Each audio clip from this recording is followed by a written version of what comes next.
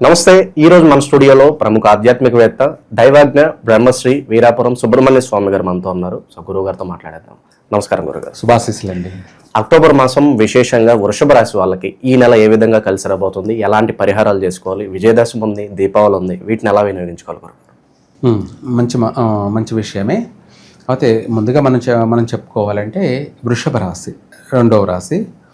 ఈ వృషభ రాశి ఈ యొక్క ఆశ్వేజ మాసం అక్టోబర్ నెలలో ఈ రాశి వారికి వచ్చేసి ముందుగా చెప్పాలంటే ఏ నక్షత్రం వాళ్ళు, అంటే ఏ అక్షరాలు కలిగిన వాళ్ళు, ఏ పేరు కలిగినటువంటి వాళ్ళు, వీళ్ళది ఈ వృషభ రాశి కాదా అనేది మనం తెలియచేద్దాం. ముఖ్యంగా చెప్పాలి అంటే కృత్తికా నక్షత్రం రెండవ పాదము, మూడవ పాదము, నాలుగవ పాదము, మొదటి పాదం కాకుండా మిగతా 3, 2, 3, 4 ఈ పాదాలు వచ్చేటప్పటికి వృషభ రాశి. అలాగే అక్షరాలు వచ్చేటప్పటికి కూడాను ఇక్కడ ఈ అక్షరం, ఉ అక్షరం, అలాగే ఏ అక్షరం. ఏ అంటే 7 కొండలు. అలాగే ఉ అంటే ఊర్మిళ, ఉదయశ్రీ, ఉదయ్ కుమార్, అలా. ఈ అంటే ఈశ్వర్, ఇలా ఏదో పేర్లు. ఈ పేర్లు అనేది ఈ అక్షరాలు కలిగిన వాళ్ళు వృషభ రాశి వాళ్ళు. అయితే ఇందులో మనకు ఇవే కాకుండా రోహిణి నక్షత్రం 4 పాదాలు. ఓ అంటే ఓమన్ అక్షరంలో ఉంటుంది కదా, మామూలుగా ఓంకార్ అనే పేర్లు కానీ ఇలాంటివి అక్షరాలు ఉన్నవాళ్ళు. తర్వాత వి వు అక్షరం. ఊ అంటే ఊ కాదు, వానే ఊ అక్షరం. ఈ అక్షరం 4 అక్షరాలు కలిగిన వాళ్ళు రోహిణి నక్షత్ర జాతకులు. అలాగే వృషభ రాశి. దీంతోపాటు మృగశిర నక్షత్రం మొదటి పాదం, రెండవ పాదం. ఈ యొక్క మొదటి పాదం వే అక్షరం, ఓ అక్షరం. ఇవి వచ్చేసి మృగశిర 2 పాదాలు వృషభ రాశి. అంతవరకు 1, 2 ఈ 2 పాదాలు మాత్రమే వృషభ రాశిలో ఉంటాయి. ఈ అక్షరాలు కలిగిన వాళ్ళు, ఈ నక్షత్రం కలిగిన వాళ్ళు వృషభ రాశి.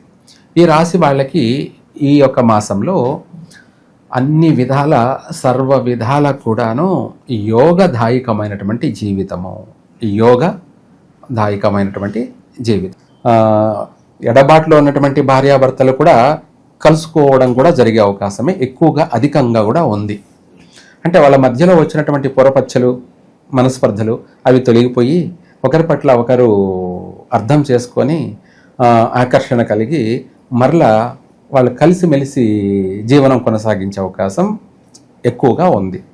దీంతోపాటు ఇదే కాకుండా వీళ్ళు ఆభరణాలు కొనడం కానీ, అలంకరణ కోసం అంటే బంగారం, వెండి ఇలాంటి వస్తువులు కొనడం కానీ, అలాగే ఎప్పటి నుంచో ప్రయత్నం చేస్తున్నటువంటి వాళ్ళకి వివాహ యోగం అనేది ఈ మాసంలోనే నెరవేరే అవకాశము ఉంది. నిశ్చయితాంబూలాలు పుచ్చుకునే అవకాశాలు అధికంగా ఉన్నాయి. లేదు, కొత్తగా ప్రారంభం చేయాలనుకున్న వాళ్ళు ఈ ఆశ్వేజ మాసంలో ప్రారంభం చేసినట్టయితే చక అన్నీ నెరవేరుతాయి. తొందరగా వివాహం అవుతుంది కూడా. ఎందుకంటే మనం శుభ సమయం కాబట్టి ప్రారంభం చేసింది అన్నీ కలిసే వస్తాయి. ఇదే కాకుండా ఉద్యోగం చేస్తున్నటువంటి వాళ్ళకు కూడా స్థాన చలనం, బదిలీలు జరిగే అవకాశాలు కూడా ఉన్నాయి. ఇవి కూడా వీళ్ళకి కలిసే వస్తాయి. అవి కూడా కలిసే వస్తాయి. అంటే ఎప్పటి నుంచో ఒక చోట చేస్తున్నాం, ఇక్కడ మనకు బాగానే ఉంది కదా అనుకుంటూ ఉంటారు. ఇంకా అక్కడే ఉండకుండా అక్కడి నుంచి ఇంకా కొంచెం బెటర్ పొజిషన్కి వెళ్ళాలి. అంటే అక్కడికి వెళ్తే ట్రాన్స్ఫర్ చేసినా, లేదంటే బదిలీ చేసినా, ఏమైనా కొంచెం మనకు మళ్ళీ కొత్త, అక్కడ మళ్ళీ రెడ్ వచ్చి మొదలెత్తున్నట్టు ఉంటుంది అని అనుకుంటూ ఉంటారు, సందేహపడుతుంటారు. అదేం అక్కర్లేదు. అలా మారినా కూడా సంతోషపడాల్సిందే. జీవితం అనేది లైఫ్ చేంజ్ అన్నమాట. అభివృద్ధి చెందేదానికి అవకాశాలు, మార్గాలు. ఏదో భయపడిపోవాల్సిన అవసరం లేదు. ట్రాన్స్ఫర్ చేస్తున్నారు, బదిలీలు చేస్తున్నారు అని చెప్పేసి భయపడిపోవాల్సిన అవసరం లేదు. జరిగేవన్నీ మంచి కొరకే అన్నట్టుగా కొన్ని విషయాలలో మంచే జరుగుతుంది, సందేహపడాల్సిన అవసరం లేదు. అలాగే గృహయోగం కలిగే అవకాశం ఉంది అని చెప్పుకున్నాం. వీటితో పాటు నూతన వాహన యోగం కూడా విశేషంగా ఉంది. విశేషంగా ఖరీదైన వాహనాలు కొంటారు, ఖరీదైనటువంటి వస్తువులు కొంటారు. ఇంటికి కూడా మరమ్మతులు అంటే ఏదన్నా ఆ ఇంటిని మార్చుకోవడం, అందంగా అలంకరణగా మార్చుకోవడం కోసమై కూడా మరమ్మతులు చేసి వాళ్ళు అదే ఏమంటారు మాడిఫై చేసుకునే అవకాశం కూడా ఉంది. కుటుంబ పరంగా, ప్రేమ అనురాగాల పరంగా ఎలా ఉంటుంది? వృషభ రాశి వాళ్ళకి ఈ మాసంలో అన్ని శుభ సూచకాలే. మొన్నటిదాకా నిన్నటిదాకా యుద్ధం చేసుకున్న వాళ్ళు, జుట్లు పట్టుగా కొట్టుకున్న వాళ్ళు కూడా రేపు మళ్ళీ అందరు ఒకరి పట్ల ఒకరు ప్రేమలు, అభిమానాలు, ఆప్యాయతలు మళ్ళీ ఒక వింతగా మారిపోతుంది. అంటే కలిసి వచ్చే కాలం ఉంటే నడిచి వచ్చే కుమారుడు పుడతాడన్న సామెత కింద ఇలాకు ఈ మాసం అనేది అనుకూలమైన మాసం కాబట్టి దూరం చేసినటువంటి మనస్పర్ధలతో కూడుకున్నటువంటి సమస్యలు మళ్ళీ దగ్గర అవుతారు. మళ్ళీ భార్యాభర్తలు కావచ్చు, అన్నదమ్ముళ్ళు కావచ్చు, అక్కచెల్లెళ్ళు కావచ్చు, ఇట్లా కుటుంబ సభ్యులతో కూడాను సఖ్యతగా సౌఖ్యంగా అందరితో కలిసి ఇంటి ఎల్లపాది ఆనందంగాను కోలాహలంగాను ఈ మాసమంతా కూడా 3 పూలు 6 కాయల కుటుంబ వ్యక్తులతో గడపడం జరుగుతుంది. ఏమన్నా యోగాలు ఏమైనా వరిస్తున్నాయి గురుగారు? విశేషంగా మనకు కొన్ని యోగాలు ఉంటాయి అంటారు కదా. అవును, వాస్తవం. వీళ్ళకు ఉన్న పలానా ఒక ఇల్లు కొనే అవకాశము ఉంది. లేదు స్తోమత లేని వాళ్ళు, అంటే మరీ పేదవాళ్ళు అయితే వాళ్ళు ఏదన్నా ఒక రెంటింట్లో ఉన్నారనుకుందాం, అద్దెంట్లో. అయితే ఆ అద్దెంట్లోంచి ఎప్పటి నుంచి బాధపడుతూ వాళ్ళు ఎంత చేసినా అభివృద్ధి చెందనేటువంటి వాళ్ళు ఉన్న పలానా స్థానం మారే అవకాశం ఉంది, ఇల్లు కూడా మారే అవకాశం ఉంది. అయితే ఇంకొక ఇంట్లోకి వెళ్తే కలిసి వస్తుందా కలిసి రాదా అని అంటే, ఇప్పుడు ఉన్నదాన్ని వదిలిపెట్టి ఇంకొక ఇంట్లోకి పోవడం వల్ల వీళ్ళకు కలిసి వచ్చే అవకాశాలే ఎక్కువగా ఉన్నాయి. అంటే ఇల్లు మారాలి అనుకుంటున్నటువంటి వాళ్ళు ఈ మాసంలో మారినట్టయితే వాళ్లకు చక్కగా కలిసి వస్తుంది. చాలామంది సందేహపడుతూ ఉంటారు, ఏమని, మేము ఇంట్లో ఉన్నాము ఏం కలిసి రాలేదు, అయితే అక్కడ కలిసి రాలేదని భయపడుతూ ఉంటారు. ఇంకొక ఇంట్లోకి వెళ్తే ఎలా ఉంటుందో ఏమో అని చెప్పేసి కూడా భయపడుతూ ఉంటారు. అయితే ఆ సందేహం అక్కర్లేదు. ఈ మాసంలో అద్దెళ్ళు మారినా కూడా వాళ్ళ జీవితాలు, వాళ్ళ తలరాతలు కూడా మారే అవకాశమే ఉన్నాయి. అంటే మారతాయి కూడా. అంటే ఉన్న చోట ఉన్న స్థాయినే కాకుండా ఇంకా కొంచెం మెరుగుపడే అవకాశం ఉంది, అభివృద్ధి చెందే అవకాశం కూడా ఉంది. అలా స్థాన చలనం జరుగుతుంది.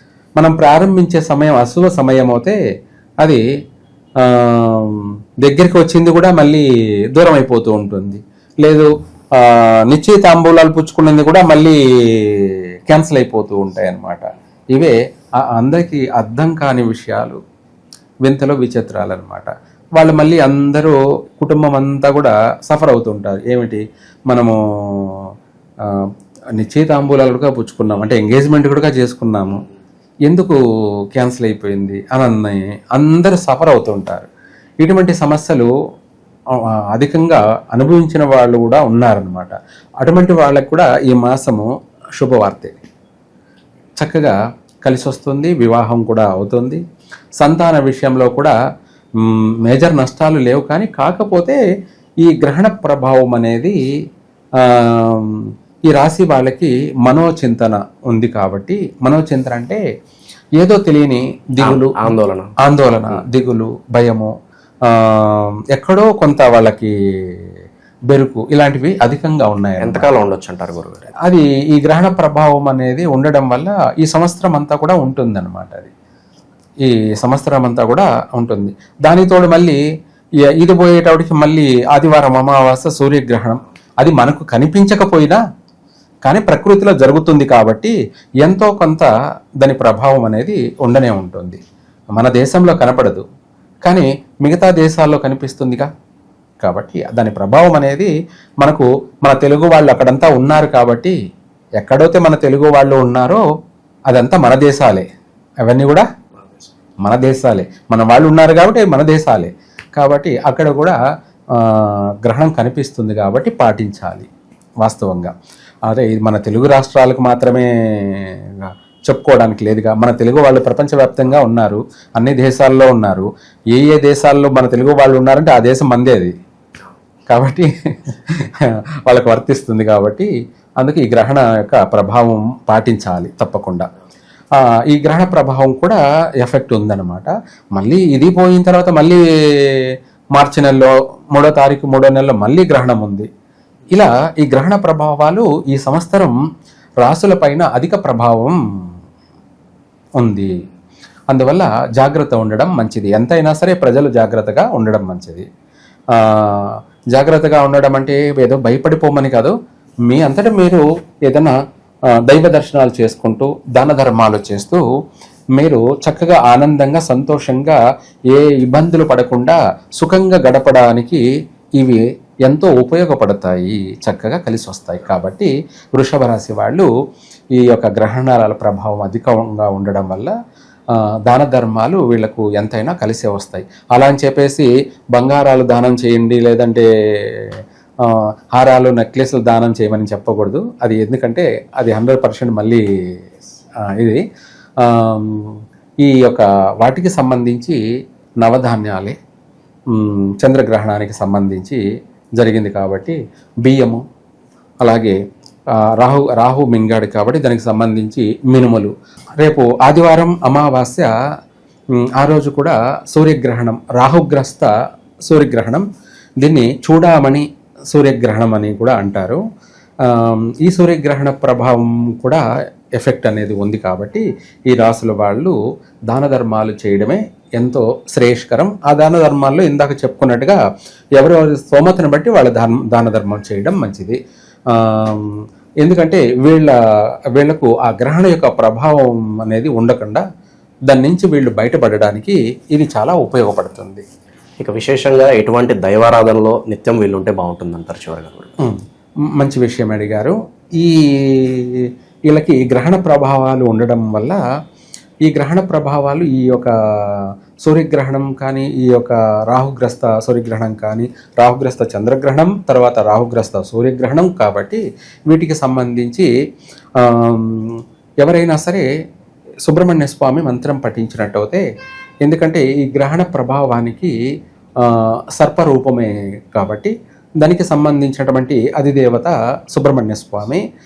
ఓం కార్తికేయాయ విద్మహే వల్లీనాదాయ ధీమహి తన్నో నాగః ప్రచోదయాత్ అనే ఈ మంత్రాన్ని తరచూ పఠించినట్టయితే చక్కగా ఒకటి కాదు అన్ని విషయాలలో కలిసి వస్తుంది.